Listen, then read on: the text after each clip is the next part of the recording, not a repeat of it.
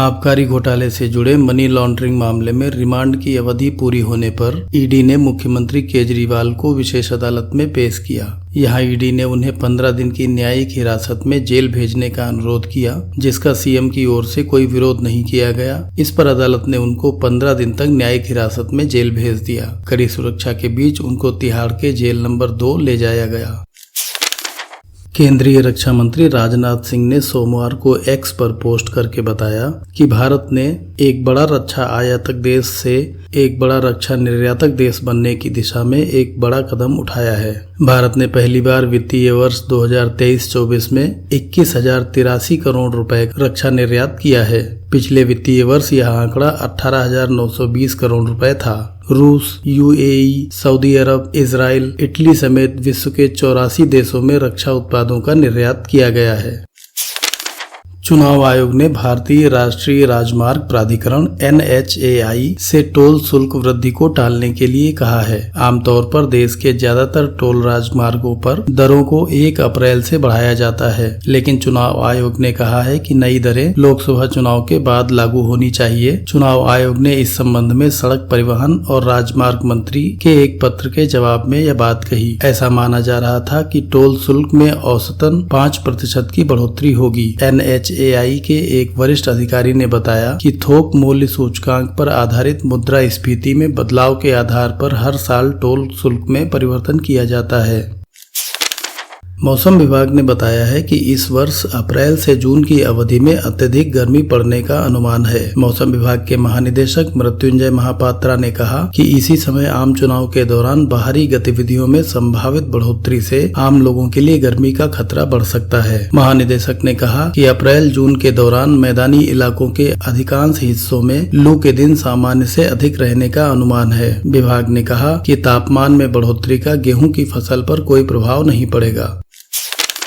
भारतीय सेना की ओर से द्वितीय विश्व युद्ध में भाग लेने वाले दिग्गज सूबेदार थानसिया का 102 वर्ष की आयु में निधन हो गया। मिजोरम के रहने वाले सूबेदार ने 31 मार्च को अंतिम सांस ली। कठिन परिस्थितियों में कोहिमा युद्ध में उनके पराक्रम ने मित्र देशों की सेना की महत्वपूर्ण जीत दिलाई थी। सेना के एक वरिष्ठ अधिकारी ने कहा कि उन्हें कोहिमा की लड़ाई में वीरता के लिए याद किया जाता है। इसके साथ ही उन्होंने जैसामी में तैनाती के दौरान पहली असम रेजिमेंट की विरासत को स्थापित करने में महत्वपूर्ण भूमिका निभाई थी। सूबेदार ने पूरी सेवा के दौरान राष्ट्र के प्रति अपनी प्रतिबद्धता दिखाई। असम रेजिमेंट के जवानों ने अन्य लोगों के साथ उन्हें श्रद्धांजलि अर्पित की। अधिकारी ने कहा, सूबेदार थानसिया का जीवन अतीत ही नहीं बल्कि भविष्य के लिए प्रेरणा स्रोत है।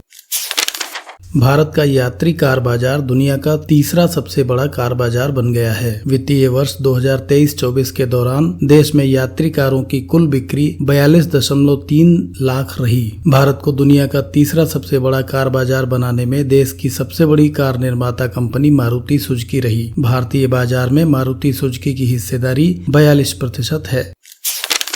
वित्तीय वर्ष 2023-24 के दौरान कुल जीएसटी संग्रह 20.14 लाख करोड़ रुपए रहा। वित्त मंत्रालय की ओर से सोमवार को जारी आंकड़ों के अनुसार वित्तीय वर्ष 2022-23 के मुकाबले इसमें 11.7% की वृद्धि रही।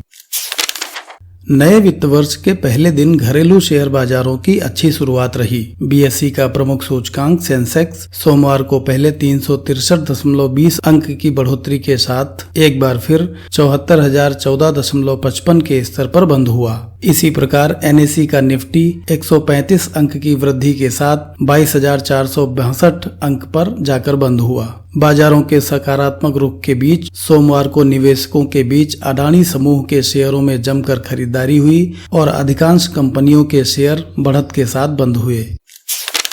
केंद्र सरकार ने सोलर मॉड्यूल के आयात पर एक बार फिर से प्रतिबंध लगा दिया है। घरेलू उत्पाद को बढ़ावा देने के लिए यह प्रतिबंध लगाया गया है। एक अधिकारी ने बताया कि घरेलू निर्माता अब मांग पूरी करने के लिए तैयार हैं। इसी को देखते हुए सोलर मॉड्यूल के आयात पर फिर से प्रतिबंध लगाए गए हैं। सरकार को भरोसा है कि 2026 तक घरेलू निर्माताओं की क्षमता में महत्वपूर्ण वृद्धि होगी।